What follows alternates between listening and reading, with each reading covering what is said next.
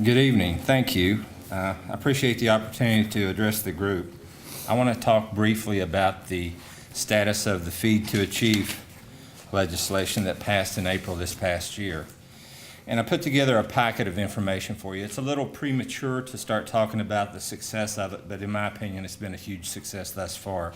It doesn't really go into full play until next year. The Office of Child Nutrition at the West Virginia Department of Education is doing everything that it can right now to lay the groundwork to make this a success. And I'll get into that in just a minute as far as what we've done as far as our implementation plan. I think it's really important that we look at where we are prior to the passage of this bill. And if you look at that first chart that has the 3 lines, this will speak volumes to each and every one of you. If you're concerned about child poverty and children's health. The top line, the red line, is indicative of our lunch participation in West Virginia public schools. The middle line is indicative of our percentage needy, those kids that qualify for free or reduced price meals. And the bottom line is our breakfast participation, and this is roughly a 10-year look. And if you look at that, the breakfast participation over the last 10 years, dating back to 2004, has been pretty much linear, and it's starting to come up. This year, I have some data for this current year that we're in that's going to really look good. The staggering thing about this is if you look at the gap between the green line and the blue line, what that tells you is that roughly almost 60% of our kids qualify for free or reduced price meals. Yet we're only feeding somewhere around 30% of them breakfast. So we're not even meeting the needs of our most needy children as far as breakfast prior to the Feed to Achieve legislation. So this is our starting point. We've done everything that we can in the last 10 years to try to get movement in that blue line or the breakfast participation, but it's starting to come up. And that's really the tragedy. The Feed to Achieve bill focuses on ensuring that every child receives at least 2 nutritional meals per day. And that's what we're going to focus on. Breakfast, and why I want to talk about breakfast is it's specifically mentioned in the bill and focused on in the bill. So this is our ground zero, if you will. If you look at the next page, it's a 3-year look at the revenue that breakfast brings in from the federal government. And it looks at FY 11, 12, and 13 on a county basis. And if you look at that, we were at 18.7 million statewide 3 years ago, 23 million in FY 12, and then last year at 26.8 million. So breakfast is one of those meals that you get the best bang for your buck. You have the largest margin of profit. If you look at what it costs to produce a breakfast versus what the federal government gives you for that breakfast, county school systems have the largest margin there.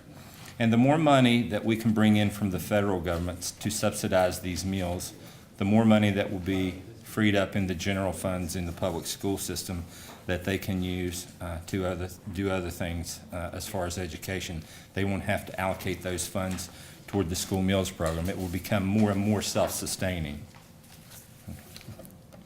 So that gives you a look at the revenue. And I put my contact information on there.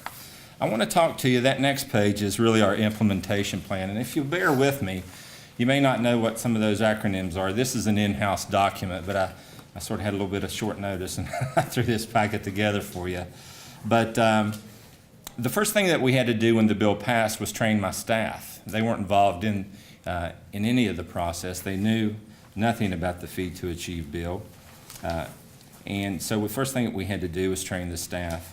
We had to introduce the new legislation to the food service directors, the county school systems. We had to do an introduction memo. The press sort of got a hold of it.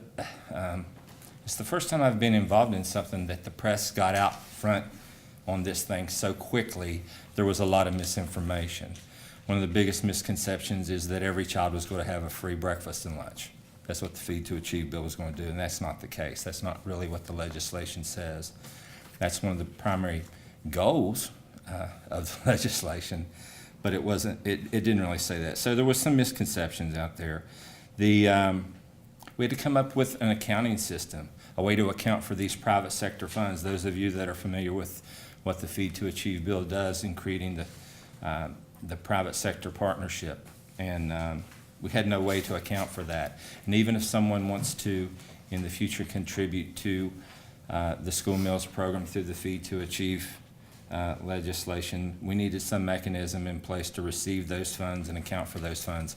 We've put that in place with the Office of School Finance over at the department. So that's in place. We needed, and a lot of this stuff you don't realize what you need until you get into the middle of implementing something like this, since it's never been done before. And all along we're getting calls from other states, I might add, asking us how West Virginia was going to do this and how it came about. And it really put West Virginia at the forefront of school nutrition programs nationally, and I was really proud of that. But a contributor, if someone wants to give money for this purpose, they can actually name the school, the county, and even the nutrition program. If they wanted to go to the summer feeding program, or if they wanted to go to the child care program, or the backpack program, whatever. So we needed a mechanism in place, sort of a deposit slip, that allowed the person contributing the funding to tell us where they wanted their funding to go and for what purpose. So it's little things like that that we up front didn't realize that we needed to address, that once you got into this, we realized we had to address some of this stuff. Guidance memos. For example, we have a provision in that code focuses on the breakfast program and mandates that they'll implement an innovative breakfast program. Well, one of those breakfast programs is breakfast in the classroom. Well, then we got some calls from service personnel people wondering to know if they were categorized as a cook, or or if how that affected the instructional minutes and things of that nature. And I included 2 memos that we released. One was from the Office of Educational Performance Audits and the director at the time, which was addressed previously. Breakfast is about a 10-minute operation. So, but we had to address all these things. People had questions, and we had guidance memos, and that's what we're trying to do while we implement this. This year, the Office of Child Nutrition earmarked $1.1 million in grant funding to try to support this initiative. And we earmarked that to the counties to put the procedures in place to get them ready for Feed to Achieve when it goes into to swing next year. And we allocated those fundings on a site basis. We had questions, tax questions. Are the contributions to the Feed to Achieve fund tax deductible? And so we had to research that, and so on and so forth. And this has been ongoing. So this year, we've got a lot of the school systems that have put these breakfast strategies in place. They're way ahead of the curve. We've gotten guidance memos out, like I said, and more importantly, I think we're way ahead of where I thought we would be at this time when the legislation passed. When I read that 12-page document, it was kind of daunting. I wasn't very familiar with it, but I think we are way ahead of the curve of where we should be, and we're poised to make this a success. Things we got in the hopper: we have a website planned. We need a Feed to Achieve logo. It's got to have its identity. We're working with other companies to try to secure funding at the state agency level to allocate to school systems for this purpose. We're working with other allied organizations to try to make the ability to contribute to the Feed to Achieve fund seamless and easy. The average West Virginia resident has to be able to, if they want to or choose to, what our goal is to make it relatively easy for them to be able to contribute and allocate so much money per month toward the Feed to Achieve purpose. That's pretty much what we've done as far as implementation. What I've noticed this year, if you look at this bar chart, that's a look at the last 3 years on a month-by-month basis. I know that looks confusing, but the green was FY12, the blue was last year, and the red is this year, and it's breakfast participation.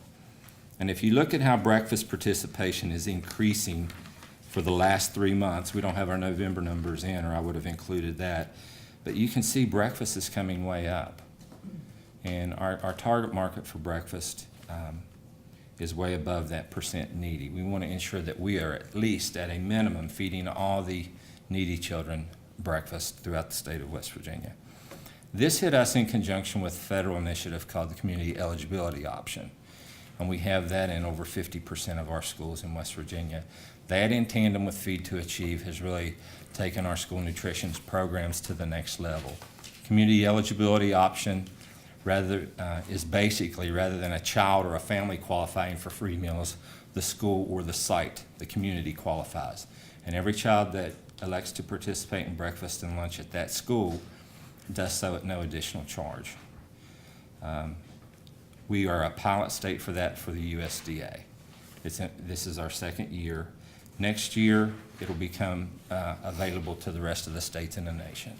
So we're pretty proud of that. I want to thank you all for having me here this evening. I'll apologize in advance for the raspy voice. I've had a sore throat. I was asked to talk this evening about food access and food distribution issues. And I'm kind of just coming into this conversation. I'm not sure what you all have already discussed. So I wanted to just briefly let you know what a food bank is, because I find that a lot of times that gets confused, and talk about how the Huntington Area Food Bank and Mountaineer Food Bank partners across the state in distributing food to food insecure individuals. We are actually a food distribution center.